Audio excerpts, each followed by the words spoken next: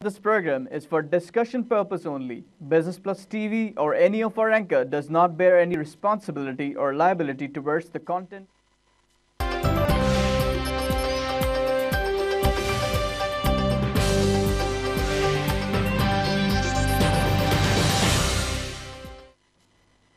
अस्सलाम वालेकुम and welcome to the programme PSX hotline और मैं हूं आपका होस्ट रोहेल इंतखाब।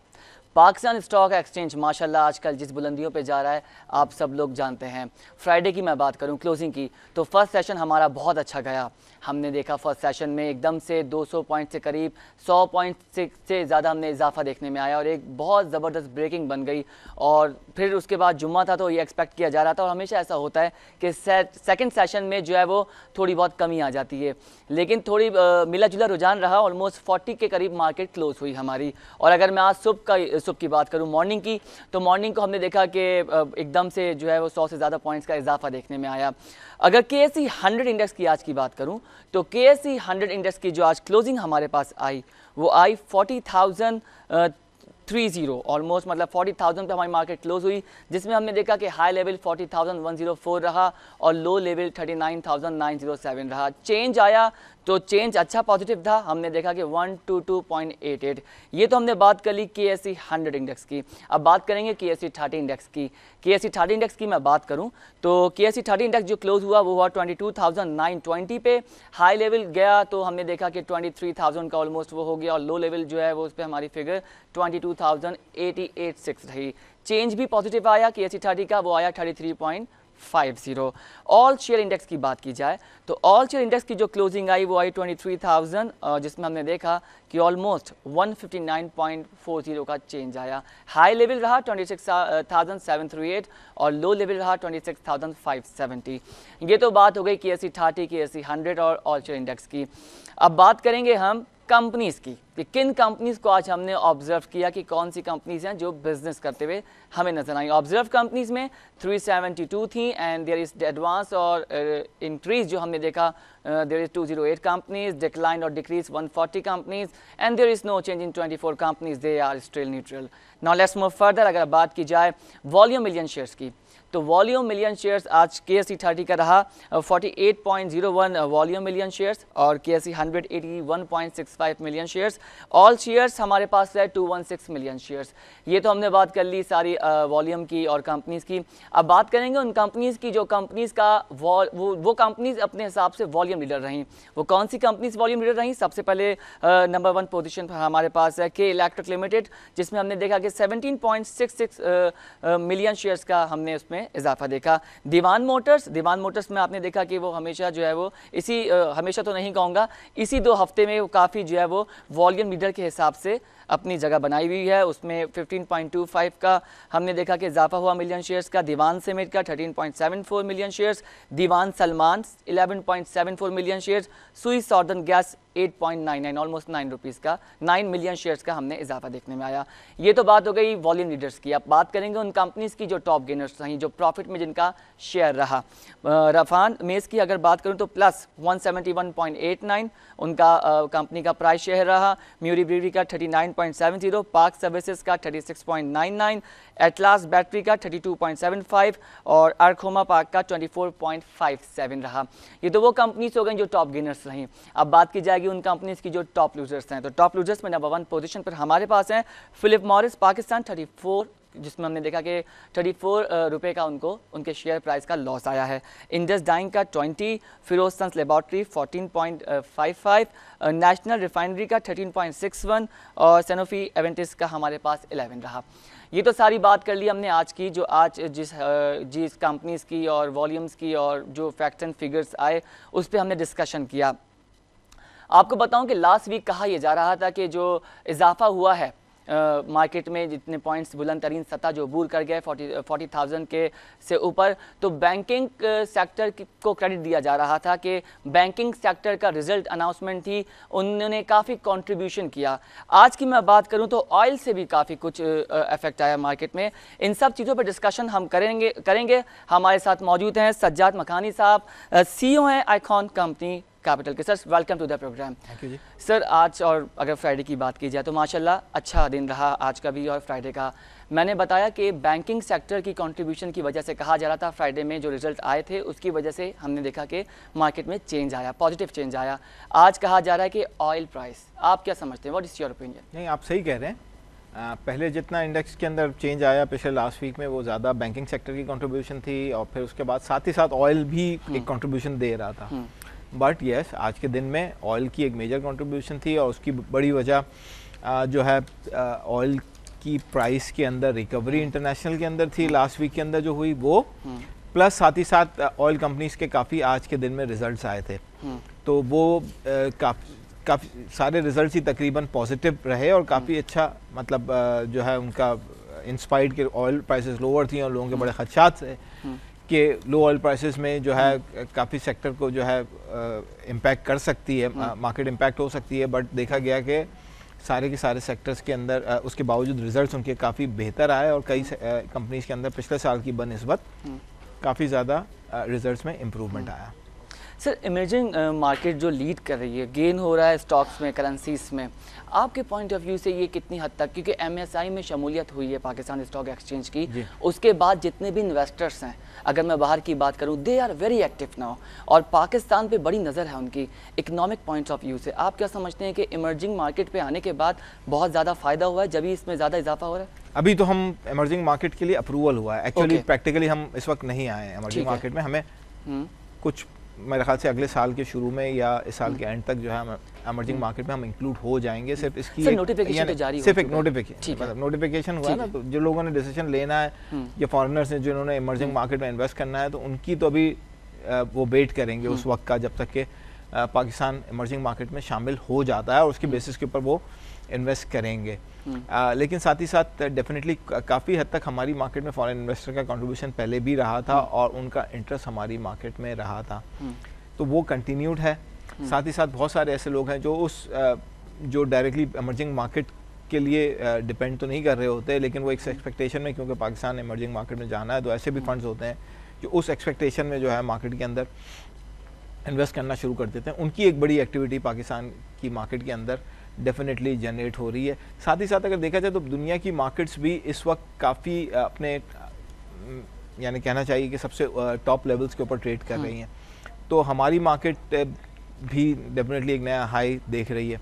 और साथ ही साथ वैल्यूएशन वाइज देखा जाए तो अभी भी हमारी मार्केट के अंदर बहुत सारे स्टॉक्स ऐसे हैं जिनके अंदर काफ़ी गुंजाइश है और जिनमें लो वैल्यूएशंस नज़र आती हैं। कौन से स्टॉक्स? देखिए, स्टॉक्स का नाम तो मैं नहीं ले सकता, बट अगर आप सेक्टर वाइज देखें तो जहाँ ग्रोथ नजर आती है और जहाँ वैल्यूएशन नजर, तो सेक्टर में देखें तो सीमेंट के अंदर आपको नजर आएगा। आप सीमेंट में है, आप समझते हैं? जी हाँ, बिल्कुल है। अच्छा। सीमेंट्स के अंदर आगे मजीद ग्रोथ आ रही है। सीमेंट्स के अगर आप नंबर देखें सीमेंट सेक्टर के अंदर, तो मुस्तकिल सीमेंट सेक्टर के अंदर हम इम्प्रूवमेंट देख रहे हैं और इनकी कैपेसिटी यूटिलाइजेशन बढ़ती जा रही है। और सर, जितने भी इस सीमेंट सेक्टर की कंपनीज हैं डिफरेंट उनका शेयर प्राइस आगे की तरफ ग्रोथ कर रहा है। कहने का मकसद ये आने वाले दिनों में इसमें और काम अभी होगा, इसमें और फायदा है इस सेक्टर जी में। डेफिनेटली उसमें सेलेक्टेड चीज़ों में आप देखें ना, अब सीमेंट के अंदर आप देख सकते हैं, लोगों को देखना चाहिए कौन सी कंपनीज हैं जो किस मल्टीपल पे ट्रेड कर रही हैं, कौन सी कंपनीज हैं जो लो मल्टीपल पे हैं, आगे किन के रिजल्ट बेहतर आ सकते हैं। 9 महीने के रिजल्ट को देखा जाए, 6 महीने के रिजल्ट, 1 साल के रिजल्ट आने वाले हैं, तो अगर आपको 9 महीने के रिजल्ट देखें तो आपको अंदाज़ा हो जाता है कि आगे और मजीद जो कुछ सीमेंट कंपनीज के रिजल्ट आ गए हैं और जो मजीद 1-2 आएंगे, तो उसको देख के आपको बेहतर अंदाज़ा हो जाएगा कि आगे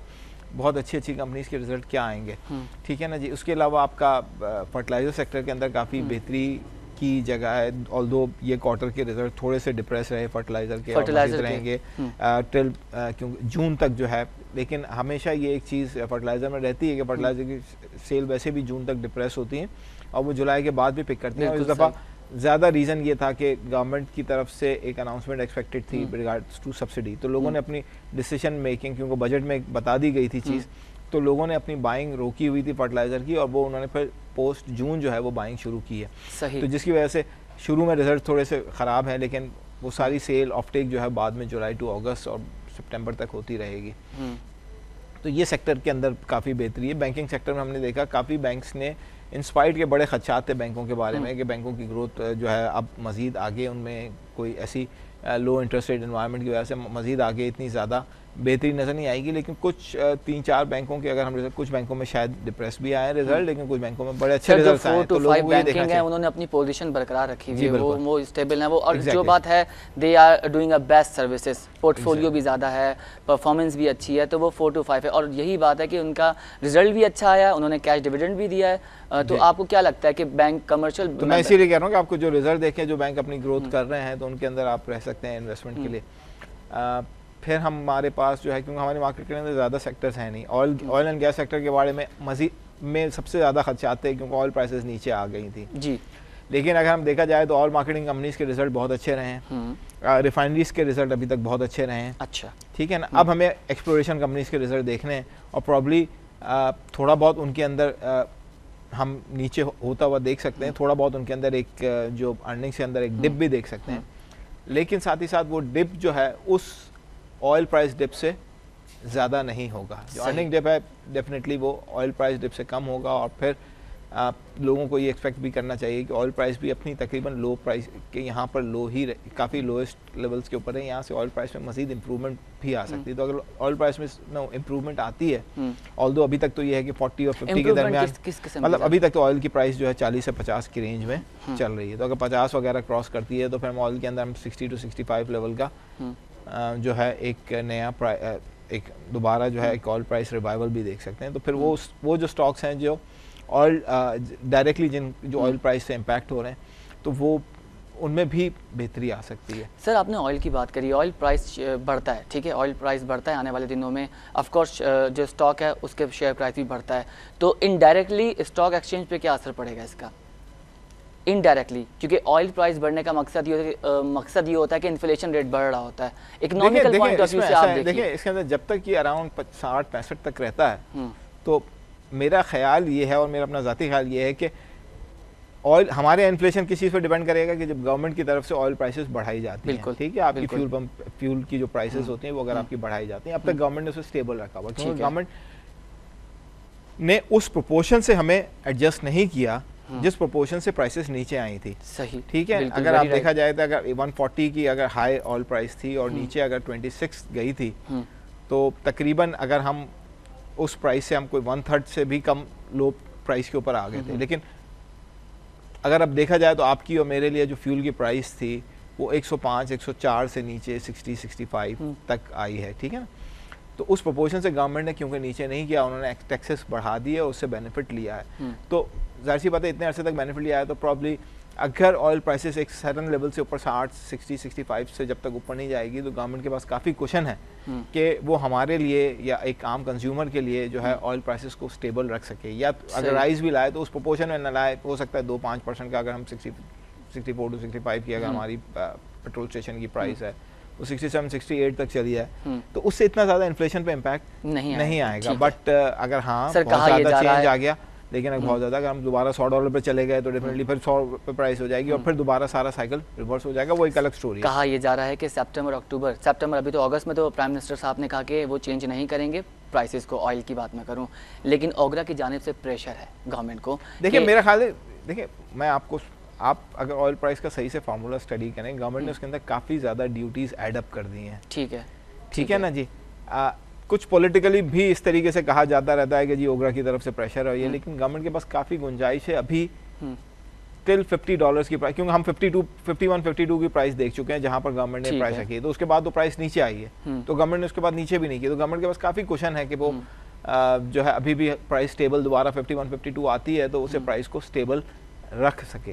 ठीक है ना। उसके बाद थोड़ी सी अगर गवर्नमेंट हिट लेगी तो वो अराउंड 60s की तरफ अगर ऑयल प्राइस क्रॉस करने लगेगी या 60s के अराउंड होने लगेगी, तो वहाँ थोड़ी सी गवर्नमेंट की जो गवर्नमेंट ने अपने ऊपर बेनिफिट रखा हुआ है या ड्यूटीज़ बढ़ा दी हैं, उसके अंदर जो स्ट्रक्चर जो है सेल टैक्स वगैरह का वो एडअप किया हुआ है, तो उसमें गवर्नमेंट को नुकसान होगा। और फिर देखते हैं कि गवर्नमेंट उसके बाद उसके अंदर कितना वो अपनी तरफ जो है उसे एब्जॉर्ब करती है और कितना पास ऑन करती है। बट मेरा ख्याल है कि काफ़ी अभी भी जगह है, ये ज़्यादा थोड़ा सा पॉलिटिकल चीज़ ज़्यादा होती है जिसमें कहा जाता है कि जी हमने आवाम के लिए बड़ी प्राइस जो है वो सस्ती रखी हुई है। इनफैक्ट लॉजिकली जब आप उसको नंबर्स को देखेंगे तो इतना ज़्यादा फैक्ट एंड फिगर डिफरेंट आ रही होती हैं, कैलकुलेशन में चीज़ें डिफरेंट होती हैं। सज्जाद साहब, एक चीज़ और डिस्कस करनी है, अभी लास्ट वीक की प्रॉब्लम रही, मेजरिंग यूनिट चेंज किया गया, गैस की मैं बात करूं, सीएनजी की, उसको आप कहां देखते हैं? हमारे एनालिस्ट तो कहते हैं कोई ऐसा फ़र्क पड़ा नहीं है जो प्राइसेस दी गई हैं instead of litres to KGs, लेकिन प्रोटेस्ट क्यों? नहीं, वो एक्चुअली प्रैक्टिकली उन्होंने किया ये था कि उन्होंने इफेक्टिव प्राइसेस जो गैस की थी बढ़ा दी थी। ठीक है ना जी, वो जो मतलब यूनिट कंज्यूम कम करने से, मतलब यूनिट चेंज करने से वैसे कोई खास फर्क पड़ता नहीं है। ठीक है ना जी, बट उन्होंने इफेक्टिवली उस यूनिट का इक्विवेलेंट प्राइस नहीं की थी, उन्होंने उससे ज़्यादा ऊपर रखी थी। ठीक है, तो उन्होंने अपने मार्जिन्स बढ़ा दिए थे जो सीएनजी स्टेशंस वाले हैं उन्होंने। और मेरा ख्याल है कि शायद ये एक मूव गलत थी इस लिहाज से कि ठीक है, ओगरा की तरफ से प्रेशर आया और उनको थोड़ा सा उन्होंने चेंज कर लिया और रिवर्स बैक कर लिया। बट द थिंग वॉज कि भाई जब आप अब जहाँ पर फ्यूल प्राइसेस इस वक्त हैं उसके कंपेयर में सीएनजी प्राइसेस जो है इतनी ज़्यादा नीचे हैं नहीं। ठीक है, और काफ़ी ज़्यादा कंज्यूमर वैसे ही दोबारा जो है नॉर्मल पेट्रोल की तरफ शिफ्ट हो गया। तो अगर मज़ीद ही अपनी सीएनजी की प्राइस बढ़ाएंगे तो फिर जो सीएनजी की सेल है वो काफ़ी कम हो जाएगी। तो इतनी ज़्यादा बढ़ाने से उनको नुकसान ही होना था। मतलब ठीक है, ओगरा ने तो कर दिया, ओगरा ना करती तो आपके सीएनजी स्टेशंस के ऊपर जो है कस्टमर भी ख़त्म हो जाता। और सिर्फ ये जो कुछ बड़े डेडिकेटेड कस्टमर जो हैं जिनके पास सीएनजी के अलावा और कोई चॉइस नहीं है वो ज़रूर रहते, बट बहुत सारे ऐसे जिनके पास डुअल ऑप्शन है वो पेट्रोल की तरफ चले जाते। तो मेरा ख्याल है कि इतना ज़्यादा इम्पैक्ट नहीं पड़ना था। इसका impact oil and gas marketing companies के लिए पॉजिटिव भी पड़ना था, क्योंकि इससे फ्यूल जो ऑयल एंड गैस जो आपका पेट्रोल की कंजम्पशन है वो बढ़ जानी थी। सही। तो अगर वो नहीं किया तो फ़िलहाल वो न्यूट्रल ही है, लेकिन अगर हो भी जाता है तो उससे oil and gas marketing companies को काफ़ी पॉजिटिवली बेनिफिट होता। सही। चाइना की मैं बात करूं, चाइना इंडेक्स आजकल जो है वो बेयरिश का शिकार है, वो बेयरिश मार्केट देख रहा है। वो चाह रहा है कि पाकिस्तान पे उसकी हमारी कोऑर्डिनेशन चलिए, सीपैक के हवाले से भी हमारे कुछ ट्रेडिंग मामला चल रहे हैं। सीपैक के साथ साथ ये इतलात भी हमारे पास आ रही हैं कि चाइना इंटरेस्टेड है पाकिस्तान स्टॉक एक्सचेंज में अपनी इन्वेस्टमेंट करने के लिए। आप क्या देखते हैं अगर ये पाकिस्तान स्टॉक एक्सचेंज के लिए बहुत बेहतर होगा, क्योंकि सीपैक का भी एक पॉजिटिव इम्पैक्ट पड़ा है पीएसएक्स पे? नहीं, वो डेफिनेटली सीपैक इटसेल्फ जो है वो एक अच्छी चीज़ है जो हमारी इकोनॉमिक डेवलपमेंट के लिए बहुत इस वक्त ज़रूरी भी है। और मतलब वो कहा जाता है कि it will be a game changer. तो यस, क्योंकि जाहिर सी बात है अगर आप देखें कि सीपैक का इतना बड़ा प्रोजेक्ट हो जिसके अंदर हम पाकिस्तान जो है टू चाइना की तरफ जाने वाली सारी इंपोर्ट्स और एक्सपोर्ट पाकिस्तान के थ्रू होके जा रही हैं, तो पाकिस्तान के लिए भी बहुत बड़ा, एक पाकिस्तान की इकोनॉमी के अंदर जो है ना एक बहुत बड़ा बूस्टर। सर ये भी कहा जा रहा है कि अब सिर्फ पाकिस्तान को फ़ायदा नहीं है, चाइना को भी फ़ायदा है पाकिस्तान। नहीं, डेफिनेटली चाइना अगर कर रहा है तो हमेशा इकोनॉमिक हमेशा चीज़ें जो है वाइस वर्सा, चाइना को हमें चंदा देने नहीं आ रहा। ठीक है ना जी, उनकी एक फ्यूल कॉस्ट है जो अगर वो इतना, और टाइम कॉस्ट है, दोनों मतलब दोनों चीज़ें जो है टाइम, मतलब बाई सी जो मूवमेंट होती है बहुत टाइम कंज्यूमिंग होती है, जबकि बाई रोड काफ़ी जल्दी होगी, क्योंकि आप एक तो आपकी स्पीड तेज़ होती है और प्लस साथ ही साथ आपने जो रास्ता निकाला है उसमें आपके किलोमीटर्स कम है। आप इतना बड़ा जो है यहाँ से सी से अगर चाइना के पूरा आप रूट लेते हैं तो बहुत लंबा रूट है जो जिससे थ्रू शिप से आते हैं, और यहाँ से होगा तो डेफिनेटली चाइना को फ़ायदा होगा। लेकिन जब चाइना को फ़ायदा हो रहा है तो उसके लिए पाकिस्तान को भी फ़ायदा हो रहा है। लेकिन ये जब चीज़ें शुरू हो जाती हैं उसके बाद ये एक अलग चीज़ है। पाकिस्तान स्टॉक एक्सचेंज में चाइना की इन्वेस्टमेंट ये एक अलग चीज़ है। स्टॉक एक्सचेंज के अंदर जो कंपनीज आती हैं या जो लोग स्टॉक एक्सचेंज के अंदर इन्वेस्ट करते हैं वो जो है आगे उस स्टॉक एक्सचेंज के अंदर वॉल्यूम्स को बढ़ता हुआ देख रहे होंगे, वो स्टॉक एक्सचेंज के अंदर लोगों की पार्टिसिपेशन को बढ़ता हुआ देख रहे होंगे, और वो साथ ही साथ जो है स्टॉक एक्सचेंज के अंदर मज़ीद ग्रोथ होती हुई देख रहे होंगे, जिसकी बेसिस के ऊपर वो इन्वेस्ट करेंगे। तो वो डेफिनेटली कोई इस किस्म के लोग या कोई भी ऐसी पार्टीज जो स्टॉक एक्सचेंज में इन्वेस्ट करती हैं जो नई प्रोडक्ट्स लेकर आएँ और मज़ीद इसके अंदर एडअप कर सकें और मज़ीद नई कंपनीज की लिस्टिंग की तरफ जो है या उस जो है नया उसके अंदर एक होराइजन जो है एडअप कर सकें, तो वो हमारी मार्केट के लिए बहुत अच्छा होगा। लिस्टिंग के हवाले से भी बात करेंगे ब्रेक के बाद। ब्रेक का कहा जा रहा है सज्जाद साहब, ठीक है, तो डिस्कशन जारी रखेंगे। सज्जाद साहब हमारे साथ मौजूद हैं। Don't go anywhere, we will be right back, stay with us.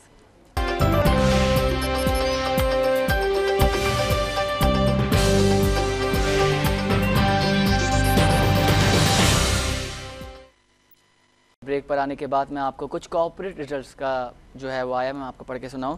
Allied bank posted ₹8.6 billion profit. और एलाइड बैंक ने मजीद क्या कहा, उन्होंने पोस्टेड किया है profit of rupees 8.6 billion for January to June, that is up to 19.69% from the first 6 month of 2015 की उन्होंने बात यहाँ पर की है। ऑल्सो उन्होंने डिक्लेयर किया है cash dividend of rupees 1.75 per share which take the pay out of 6 month period of rupees 3.50 per share.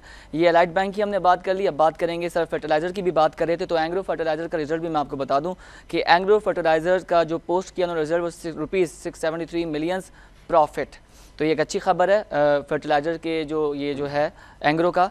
और उन्होंने कहा कि 673 million in second quarter ended June 30 तक जो उन्होंने अपना कैलकुलेशन किया उन्होंने उसका रिजल्ट अनाउंस कर दिया है, which was down 83 compare to the profit of rupees 4.05 billion in the same quarter of the previous year. उन्होंने दोनों ईयर्स को देखते हुए इसकी सारी जो है फैक्ट्स एंड फिगर्स आपके सामने रख दिए, ऑलमोस्ट उनको फ़ायदा हुआ है। बात की जाए एमसीबी बैंक की, तो एमसीबी बैंक की भी मैं आपको बताऊं कि उनकी सर्विसेज को इतनी अच्छी नहीं जा रही according to the fact and figure जो पढ़ रहे हैं, जो देख रहे हैं, जो रिजल्ट भी आया वो इतना खास नहीं था। उनका प्रॉफिट डाउन हुआ है 20.9% से। कस्टमर सेटिस्फेक्शन भी नहीं है क्योंकि क्लाइंट और जो कस्टमर्स हैं वो सर्विसेज से सेटिस्फाई नहीं है अकॉर्डिंग टू द फीडबैक जो हम पढ़ते हैं। कहीं आप ये ना सोचें मैं अपने पास से अपनी फीडबैक दे रहा हूँ, ये सारी वो रिसर्च होती है जो क्यूरीज हमें आ रही होती है हमारे प्रोग्राम के थ्रू आईडी पर और इंटरनेट पे ब्लॉग्स और रिकमेंडेशन जो जा रही होती हैं। मजीद क्या इन्होंने देखा नुकसान हुआ इनका प्रॉफिट में, इनको ये प्रॉफिट हो नहीं रहा, इनका ऑलरेडी लॉस हो रहा है। और सेकंड क्वार्टर का जो एमसीबी पोस्टेड हुआ है profit 4.7 billion, that is down as well 17% from the same period of previous year.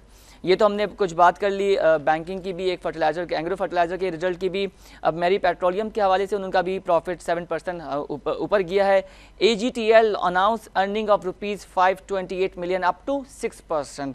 तो Al-Ghazi tractor limited reported earning of rupees 528 million in the second quarter ended June 30 up to 6% compare to 498 million in the same period of last year की निस्बत इनको बहुत फ़ायदा हुआ है जो इन्होंने अपने रिजल्ट्स में जारी किया है। सर कुछ कंपनीज के रिजल्ट्स मैंने आपके सामने रखे, शुरू में आपने फर्टिलाइज़र की बात भी की थी, तो एक कंपनी का रिजल्ट तो आ गया, इन्होंने जो है वो लाइक रुपीज़ 673 मिलियन प्रॉफिट लिया है। तो ये सारे फैक्ट्स एंड फिगर्स हैं। आप बात करते कंपनी की लिस्टिंग की, तो उस हवाले से डिस्कस करें कि क्या हो सकता है कि जो कंपनीज अच्छा कमा भी रही हैं, जिनका इमेज भी अच्छा है, प्रॉफिट भी अच्छा कर रही है, मार्केट शेयर लिस्टेड नहीं है लेकिन मार्केट में एक वैल्यू एक नाम है, उनको आप कैसे प्रोसीड करेंगे, कैसे उनको परसुएट करेंगे कि वो अपनी कंपनी को लिस्टेड कराएं, क्या तरीक़ाकार होगा? देखिए ये काम जो है मेरे बस का नहीं है। सजेशन दें सर, इसका सजेशन आप उनको राग़िब तो कर सकते हैं। उसके राग़िब करने का तरीका ये है कि इस वक्त तो हम जो है मार्केट से इस वक्त तक तो हम राग़िब ये कर रहे हैं कि जितनी कंपनीज हैं वो अपने आप को डीलिस्ट करवा लें। ओके। और हमारे यहाँ रुझान ज़्यादा ये है कि बहुत सारी कंपनीज अपने आप को डीलिस्ट करवा रही हैं रादर देन लिस्टिंग। हमारे यहाँ नंबर ऑफ कंपनीज ग्रेजुअली कम हो रही है। क्यों सर, वजह खौफजदा क्यों है? उसकी खौफजदगी की वजह बहुत ज़्यादा ओवर रिपोर्टिंग रिक्वायरमेंट हो गई हैं।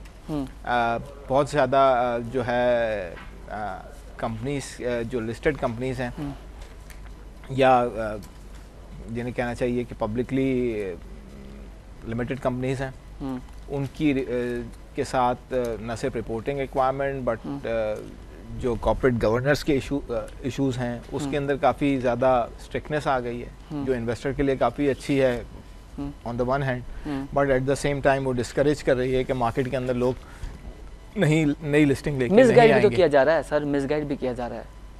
नहीं, मैं इसको मिसगाइड नहीं समझता। काफ़ी चीज़ें असल में लोगों की आदत जो है, हमारे यहाँ एक चीज़ होती है फीजिबिलिटी, ठीक है, ठीक है ना, हर चीज़ की एक फीजिबिलिटी देखी जाती है। जब बिजनेस में एक काम कर रहा होता है, अगर जो छोटी कंपनीज होंगी उनके लिए इतनी कोड ऑफ कॉर्पोरेट गवर्नेंस की जो रिक्वायरमेंट्स होंगी वो फीजिबल नहीं होंगी उसको पूरा करना, ठीक है, as compare to large companies जो होती हैं जिनकी बड़ी बड़ी कैपिटल है। तो एक सजेशन इसके सिलसिले में ये दिया जा सकता है कि जो छोटी कंपनीज और लिस्टेड हैं उनके लिए रिलैक्सेशन दी जाए, लेकिन साथ ही साथ उसके लिए इन्वेस्टर को अवेयर भी किया जाए कि भाई यहाँ पर जो है रेगुलेटर की तरफ से रिलैक्स एनवायरनमेंट रखा गया है, तो जो इन्वेस्टर हैं वो उसके अंदर इन्वेस्ट करते हुए सोचें और समझें और फिर इन्वेस्ट करें। सही। एज़ कम्पेयर टू जो बड़ी कंपनीज हैं उनके लिए अगर आप वो रखते हैं कोड ऑफ कॉर्पोरेट गवर्नेंस जो है बहुत ज़्यादा स्ट्रिक्ट और स्ट्रिंजेंट रखते हैं, तो वो लोग अफोर्ड कर सकते हैं, उनके लिए प्रॉब्ली अच्छा भी है। और फिर साथ ही साथ उन कंपनीज के अंदर जो है इन्वेस्टर जो है बगैर किसी डर के इन्वेस्ट कर सकते हैं। तो ये एक अगर थोड़ा सा अगर डिफ्रेंशिएट किया जाए, क्योंकि बहुत सारी हमारे यहाँ छोटे कैपिटल की कंपनीज हैं जो आहिस्ता आहिस्ता जिनके अंदर काफ़ी टाइटली और स्क्वीज्ड जो है शेयर्स हैं, तो वो कंपनीज अपने आप को डीलिस्ट करा रही हैं और ये बड़ा रुझान जो है ना बहुत तेज़ी से आगे बढ़ रहा है। तो रोकना इसको कंट्रोलिंग जरूरी है। इसकी कंट्रोलिंग क्या यही है कि मैं आपसे कह रहा हूँ ना कि अगर आप छोटी कंपनीज के लिए थोड़ा सा एनवायरनमेंट रिलैक्स करते हैं, फीस और जो लिस्टिंग फीस और ये एनुअल फीस है उसमें भी थोड़ी रिलैक्सेशन कर दी जाए, साथ ही साथ जो है कोड ऑफ कॉर्पोरेट गवर्नेंस के रिक्वायरमेंट एक सर्टेन पेड अप कैपिटल से ऊपर वालों के लिए ज़्यादा स्ट्रिंजेंट हो, थोड़ी सी रिलैक्स हो नीचे वालों के लिए, तो फिर प्रॉब्ली शायद जो है हमारा एक ये जो रुझान है हम उसको रोक सकते हैं और दूसरी नई कंपनीज को हम लिस्टिंग के लिए इनकरेज कर सकते हैं। सही। तो ये बहरहाल एक इशू है। फिर साथ ही साथ एक और भी इशू है कि हमारे यहाँ यस मार्केट बढ़ रही है बट नए बिजनेसेस जो हैं वो एडअप नहीं हो रहे, तो लोग नए बिजनेसेस नहीं लगा सकते क्योंकि कीमतें बहुत बढ़ गई हैं चीज़ों की। ये सर इनडायरेक्टली आप टैक्सेस और बेयरिश जो बेयर चीज़ें होती हैं, बेयरिश चीज़ें आ रही हैं, जो बैरियर्स आ रहे हैं उसकी तो बात बैरियर टू एंट्री बहुत हो गया बिजनेस के अंदर जो है ना। अब कोई एक बड़ा बिजनेस कोई एक बिजनेस लगाना आसान बात नहीं रही है, जहाँ लैंड प्राइसेस बहुत महंगी हो गई हैं। सर आए दिन जो है प्रॉपर्टी वैल्यूएशन चेंज की जा रही है, आज भी स्टेटमेंट डिफरेंट आई है। नहीं, प्रॉपर्टी वैल्यूएशन तो वो अपना एक अलग इशू है, लेकिन रियलिस्टिकली प्रॉपर्टी प्राइसेस बहुत बढ़ गई हैं। ठीक है, तो जब प्रॉपर्टी प्राइसेस बढ़ गई हैं तो उसकी वजह से कोई भी आदमी जो है वो अब नया बिजनेस लगाते हुए जो है नहीं 100 दफ़ा सोच रहा है कि अगर कोई नया आदमी बिजनेस में एंटर होता है कि अगर मैं इतना ज़्यादा तो मुझे रियल एस्टेट के अंदर ही इन्वेस्ट करना पड़ेगा, प्लस मशीनरी, और उसके बाद जब वो फीजिबिलिटी वगैरह देखता है तो अभी बिजनेस के अंदर फ़ायदा उन लोगों को, जो पुराने जो लोग हैं बिजनेस के अंदर उनको काफ़ी अच्छा फ़ायदा जो ऑलरेडी एग्जिस्ट कर रहे हैं हमारी मार्केट के अंदर, इसीलिए हमारी मार्केट के अंदर भी काफ़ी ग्रोथ नज़र आ रही है क्योंकि एग्जिस्टिंग बिजनेसेस जो हैं उनको बहुत ज़्यादा फ़ायदा हो रहा है, लेकिन नए बिजनेसेस जो हैं फीसिबल नहीं रहे हैं। तो नया बिजनेस इसलिए एडअप नहीं हो रहा। जब नया बिजनेस नहीं एडअप होगा तो हमारी इकनॉमी में मज़ीद जो एक डेवलपमेंट का फेज़ है वो कंप्लीट नहीं हो पाएगा। तो वो थोड़ा सा एक यस सेटबैक ज़रूर है जो हमारे चीज़ जो रेगुलेटर्स हैं और हमारे यहाँ जो डिसीजन मेकर्स हैं उनको ये चीज़ देखनी चाहिए कि ऐसा क्यों नहीं हो रहा, और मज़ीद इकनॉमी के अंदर बहुत ज़रूरी है कि नए बिजनेस हों, कि हमारी सबसे ज़्यादा एक बढ़ती हुई आबादी है जिसे जो है उसके लिए आगे रोज़गार और साथ ही साथ हमारी बढ़ती हुई इकनॉमी को मोमेंटम रखने के लिए बिजनेसेस एडअप होना बहुत ज़रूरी है, जो नहीं हो पा रहे। सही। अच्छा सर, एक्सपोर्ट की मैं बात करूंगा, ठीक है। एक आर्टिकल भी मैंने पढ़ा, उसमें कहा जा रहा है कि पाकिस्तान में एक्सपोर्ट का जो ग्राफ है वो डिक्लाइन हो रहा है। एक्सपोर्ट पहले बहुत ज़्यादा हुआ करती थी, अब जो है वो कम होती जा रही है। क्या वजूहात, कौन से फैक्टर्स हैं कि जो हमारा बिजनेसमैन है, जो ट्रेडर है, वो एक्सपोर्ट करने से पीछे हो रहा है, चीज़ों को एक्सपोर्ट नहीं कर पा रहा? देखिए, उसके अंदर वजह, सबसे बड़ी वजह एक जो है चाइना ने बहुत ज़्यादा इंटरनेशनल मार्केट के अंदर टेक ओवर कर लिया है। ठीक है, तो आप compete नहीं कर पा रहे इंटरनेशनल मार्केट में। साथ ही साथ हमारे यहाँ वैल्यू एडिड का कंसेप्ट नहीं रहा और हम रॉ चीज़ें भेजते रहे हैं हमेशा, जिसमें भी दूसरी मुल्क जो है वो ज़्यादा आगे आ गए हैं, वो हमसे ज़्यादा सस्ती एक्सपोर्ट्स कर रहे हैं। एक्सपोर्ट जिन कंट्रीज़ को की जा रही है वहाँ पर भी ज़्यादा ग्रोथ नहीं है। अगर आपकी यूरोप और अमेरिका की तरफ ज़्यादा एक्सपोर्ट थी तो उन मार्केट्स के अंदर मज़ीद आगे ग्रोथ किसी को नज़र नहीं आ रही, क्योंकि वहाँ भी एक आबादी का डिक्लाइनिंग रुझान है, जिसकी वजह से उनकी इकनॉमीज़ अब वो ग्रोइंग इकनॉमीज़ रही नहीं है। तो वहाँ पर मज़ीद जो है एक्सपोर्ट होना और साथ ही साथ चाइना की तरफ से सब्स्टिट्यूट हो जाना, तो वो दोनों फैक्टर्स जो हैं हमारी जो एक्सपोर्टर्स हैं उनको हर्ट कर रहे हैं। वैल्यू एडिड की तरफ जब तक चीज़ें नहीं होंगी, एक्सपोर्ट्स के अंदर फर्दर ग्रोथ नहीं होगी, लेकिन उस वैल्यू एडिड के साथ साथ जो वैल्यू एडिड करने के लिए भी उन्हें इंसेंटिव देना पड़ेगा। जहाँ बिजली का प्रॉब्लम हो जिस मुल्क में अगर बिजनेसमैन के साथ, तो और फिर बिजली की प्राइसेस इतनी ज़्यादा हों तो वो एक्सपोर्ट करना उनके लिए प्रॉब्लम रहता है और होता है। ट्रेंड मैन पावर का प्रॉब्लम है हमारे यहाँ। तो ये सारी चीज़ें, अगर इसके लिए भी जो है गवर्नमेंट का एक रोल होता है जो गवर्नमेंट प्ले करे, अगर वो करेगी तो आगे बेहतरी हो सकती है, अदरवाइज़ डेफिनेटली वो डिक्लाइनिंग ट्रेंड ही रहेगा। ठीक है, फार्मास्यूटिकल की मैं बात करूंगा। बीच में ये रिपोर्ट भी फाइल हुई थी कि कंपनीज ने प्राइसेस बहुत ज़्यादा बढ़ा दिए थे। गवर्नमेंट की तरफ से नोटिफिकेशन जारी नहीं किया गया था, सिर्फ एक स्टेटमेंट आई थी, लेकिन उस पर कहा यह गया था कि अभी उसको अप्रोप्रिएट रखें, अभी उस पर देखेंगे। तो कुछ कंपनीज ने सर उसके पैसे बढ़ा दिए थे, अभी गवर्नमेंट ने उन पर फाइन किया है। इस पर आप क्या कहेंगे, और आने वाले दिनों में फार्मा सेक्टर को आप कहाँ देख रहे हैं? देखिए, गवर्नमेंट को फार्मा सेक्टर थोड़ा सा टेक्निकल भी है, इसके अंदर चीज़ें देखनी ये भी है कि लोगों को न सिर्फ दवाई सस्ती मिलनी चाहिए बल्कि सही दवाई भी मिलनी चाहिए। बिल्कुल सही। अगर आप उसके अंदर प्राइस रेगुलेशन बहुत ज़्यादा करते हैं तो लोगों को सही दवाई मिलनी बंद हो जाती है। केमिकल का सिलेक्शन सही नहीं होगा, वो फिर एफिकेसी दवाओं की अच्छी नहीं होगी। ठीक है ना जी, दवाओं के सोर्स जो हैं वो इतने अच्छे नहीं होंगे। तो इतना ज़्यादा जो है एक गवर्नमेंट की तरफ से भी होना ये चाहिए कि प्रॉपर तरीके से इन्वेस्टिगेट किया जाए कि कौन लोग जो हैं ज़्यादा अच्छी दवाई प्रोवाइड कर रहे हैं और क्या बेहतर दवाइयाँ प्रोवाइड कर रहे हैं। साथ ही साथ जो है उनके लिए भी एक रीज़नेबल प्रॉफिट मार्जिन ज़रूरी है। प्राइसेस बढ़ाने के ऊपर यस, गवर्नमेंट थोड़ा सा वो ज़रूर रेजिस्ट ज़रूर करती है, but at the same time देखा जाए तो बहुत सारी उनकी तरफ से भी एक जो ड्रग मैन्युफैक्चरर उनकी तरफ से भी एक पॉइंट ऑफ व्यू होता है कि काफ़ी अरसे से जो है ड्रग प्राइस रेज नहीं दिया गया। तो किसी हद तक ये बात भी सही होती है। ड्रग प्राइस हमारे मुल्क से काफ़ी जो इंटरनेशनल मैन्युफैक्चरर हैं वो चले गए हैं इसी इश्यूज़ की वजह से। सही।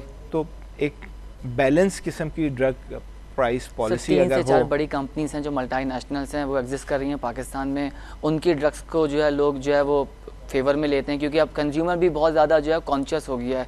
उसको पता है कि अल्टरनेट अगर मेडिकल स्टोर पे या फार्मास्यूटिकल स्टोर पे दे दिया जाएगा तो वो कहीं जानलेवा ना हो, क्योंकि होता ये है कि शॉर्टेज भी है जी। अगर क्योंकि डिमांड बहुत ज़्यादा है। दवाइयों में शॉर्टेज है, लेकिन ऐसा सब दवाइयों में नहीं है। बट एट द सेम मैंने कहा ना कि ज़रा सा अगर बैलेंस अप्रोच के साथ, क्योंकि कोई अगर पॉलिसी मेकर जो है वो टेक्निकल साइड भी इसकी देखें, क्योंकि दवाई एक नहीं होती जिसके बारे में आप या मैं डिसीजन ले सकें। 100 किस्म की, 1000 किस्म की बीमारियां और उसकी 1000 किस्म की दवाइयां हैं, और उसकी जो एक फील्ड है वो प्रॉपर्ली एक स्पेशलाइज्ड फील्ड है। जो स्पेशलाइज्ड लोग जो हैं उन चीज़ों को अगर वो हैंडल करें तो वो ज़्यादा बेहतर होगा। ठीक है सज्जाद साहब, अब ये बताइए कि आने वाले दिनों में मार्केट को आप कहाँ देख रहे हैं? माशाल्लाह आजकल जो मार्केट हमारी है स्टॉक एक्सचेंज की बहुत अच्छी जा रही है और एक सस्टेनेबल हम इस वक्त मार्केट देख रहे हैं। और आने वाले दिनों में आपको क्या लगता है, पॉलिटिकल इन्फ्लुएंस अगर रही तो मार्केट को असर पड़ेगा या नहीं? क्योंकि फ्राइडे की भी हमने देखा था कि फर्स्ट सेशन में जो चेंज आया, सेकंड सेशन में ऑलमोस्ट देखा जाता है कि लोग फ़ौरन जो है वो स्विचिंग करना शुरू कर देते हैं। सेलिंग शॉर्ट टर्म जो मूवमेंट्स हैं उसके साथ हम मार्केट का जो व्यू है, मतलब जो मार्केट की शॉर्ट टर्म मूवमेंट्स हैं उसको हम मार्केट की एक व्यू के साथ जो है वो नहीं कर सकते। ठीक है ना जी। मार्केट में शॉर्ट टर्म मूवमेंट्स आती रहती हैं। आज के दिन भी मार्केट ने अगर देखा होगा आपने कि 170-80 पॉइंट या 200 पॉइंट के करीब प्लस हुई, उसके बाद 122 पॉइंट प्लस रह गई। फ्राइडे को मार्केट काफ़ी ज़्यादा ऊपर गई, 40,000 क्रॉस किया और फिर कोई 100 पॉइंट उसके नीचे 39,900 कुछ के ऊपर वो बंद हो गई मार्केट। तो ये चीज़ें तो मार्केट में हमेशा रहती हैं। मार्केट में शॉर्ट टर्म प्लेयर्स आते हैं। ओवरऑल अगर व्यू की बात की जाए कि मार्केट का व्यू जो है वो डेफिनेटली अभी तक तो मार्केट के लिए काफ़ी स्ट्रॉन्ग है, क्योंकि मनी फ्लो मार्केट की तरफ काफ़ी ज़्यादा है। इंटरेस्ट रेट एनवायरनमेंट एक्सपेक्टेड है कि यहीं रहेगा।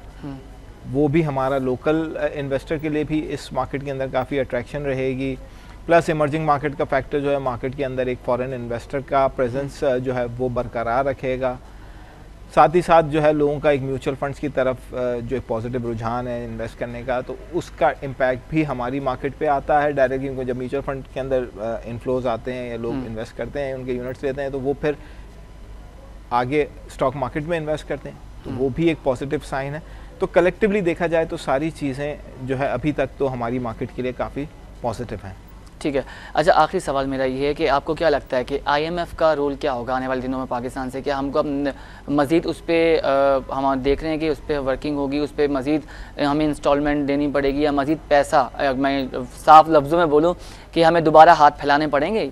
ये डिपेंड करेगा गवर्नमेंट की पॉलिसीज़ के ऊपर, क्या कितना ज़्यादा जो है गवर्नमेंट अपने आप को थोड़ा सा, जब अगर IMF का प्रोग्राम ख़त्म हो गया और मिल गई हैं पैसे आखिरी, और उसके बाद अगर कोई और मज़ीद प्रोग्राम नहीं है, तो अगर थोड़ी सेल्फ सफिशेंसी की तरफ जाएंगे तो प्रॉब्ली हम IMF की लिए जो है जाने से बच भी सकते हैं, लेकिन अगर हमने बहुत ज़्यादा जो है अपने ख़र्चे और अपने एक्सपेंसेस को जो है बढ़ा के रखा और बगैर इनकम की तरफ ध्यान नहीं दिया तो फिर दोबारा हमें IMF की तरफ जाना पड़ेगा। But gradually I think realisation होनी चाहिए कि आगे मज़ीद एडअप ना किया जाए कौम के ऊपर कर्ज़ा, और इस तरीके से पॉलिसीज़ बनाई जाएं कि हम रादर जो है ग्रेजुअली ये कर्ज़े जो है वापस करके थोड़ी सी सेल्फ सफिशिएंसी की तरफ वापस आ सके। सर, कहा यह जाता है कि स्टेट बैंक ऑफ पाकिस्तान का रोल गैर जानिबदार होना चाहिए। आपके हिसाब से व्हाट इज़ योर ओपिनियन? जो स्टेट का जो बैंक होता है वो तो सर उसकी तो इन्फ्लुएंस गवर्नमेंट से रहती है, उसके बगैर वो चल नहीं सकता, लेकिन हमारे कुछ इकोनॉमिक्स कहते हैं कि अगर मुल्क को इकनॉमिकली अगर बेहतर करना है तो स्टेट बैंक ऑफ पाकिस्तान को गैर जानिबदार होना पड़ेगा पॉलिटिकल पॉइंट ऑफ व्यू से। देखिए, अब तक तो ऐसा कोई पॉलिटिकल इन्फ्लुएंस स्टेट बैंक के ऊपर नज़र नहीं आता है। थोड़ा बहुत definitely state bank is a state bank, ठीक है ना, स्टेट का बैंक है, तो जहाँ स्टेट की ज़रूरत होगी वहाँ वो स्टेट के लिए काम करेगा। लेकिन अल्लाह का शुक्र है स्टेट बैंक की वर्किंग और स्टेट बैंक का जो कामकाज का तरीका वो बनिस्बत दूसरे इंस्टीट्यूशंस के जहाँ पर बहुत ज़्यादा ख़राबी है, ऐसी हमें ख़राबी स्टेट बैंक के अंदर नज़र नहीं आती। ठीक है ना जी, तो वो मुझे अभी ऐसा कोई चीज़ लगती नहीं है। हाँ, इंडिपेंडेंस है काफ़ी हद तक, काफ़ी जगहों पे नहीं भी है, बट डेफिनेटली एक चीज़ जो स्टेट की प्रॉपर्टी है, जिसे स्टेट ने चलाना है, तो वो उसका स्टेट के साथ ताल्लुक ज़रूर रहेगा। सज्जाद साहब, बहुत बहुत शुक्रिया आपका, आपने वक्त निकाला, मसरूफ़ अपने वक्त में से आपने हमें बिज़नेस प्लस को टाइम दिया, हमारे शो को टाइम दिया। इंशाल्लाह दोबारा आपको मदऊ करेंगे और आपसे इसी तरह से गुफ्तगू हम आगे भी जारी रखेंगे। सज्जाद साहब ने हमें ज्वाइन किया और बताया कि जो चेंजेस आई आज भी और फ्राइडे की भी मैंने बात करी और आपके सामने कुछ कंपनीज़ के रिजल्ट्स भी रखे ताकि आपको इन्फॉर्मेशन हो जाए कि क्या चल रहा है। और कल आपसे दोबारा मुलाकात होगी। अपना और अपने मुल्क का बहुत ख्याल रखिएगा। मुझे इजाज़त दीजिए। अल्लाह हाफ़िज़।